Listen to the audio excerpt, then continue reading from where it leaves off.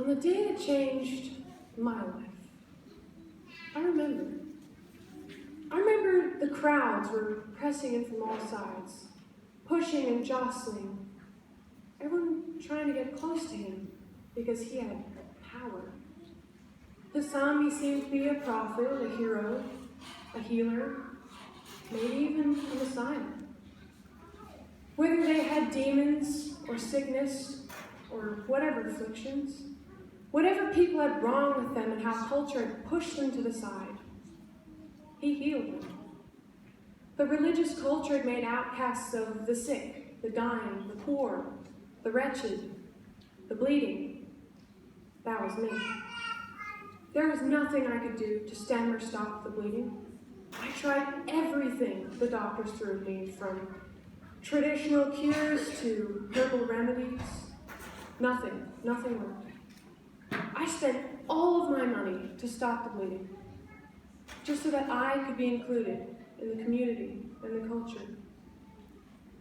As a last resort, I heard about this person named Jesus who was wandering around Galilee, healing people.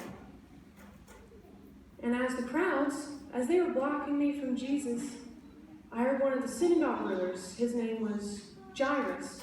He fell face down in front of Jesus. Imagine that.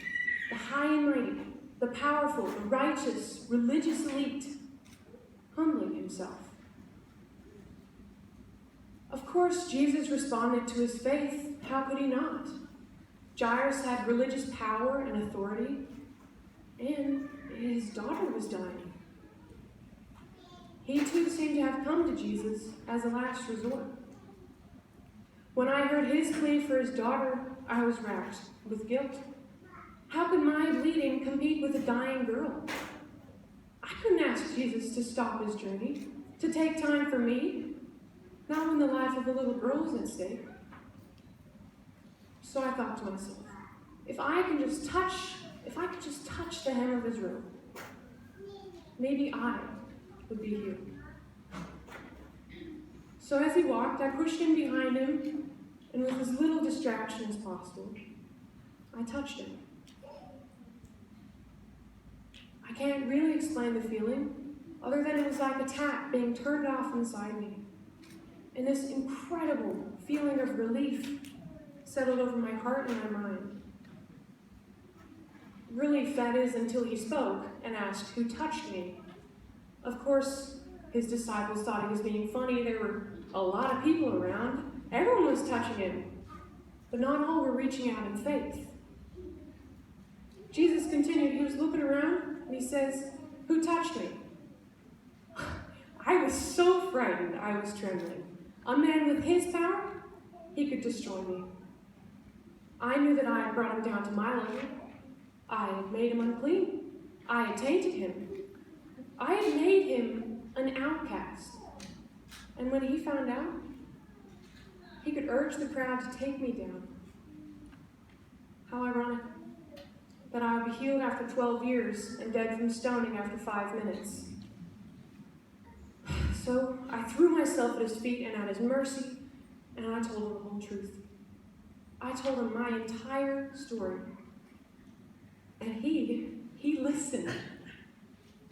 My interruption could have cost the life of Jairus' daughter, and I saw the synagogue leader.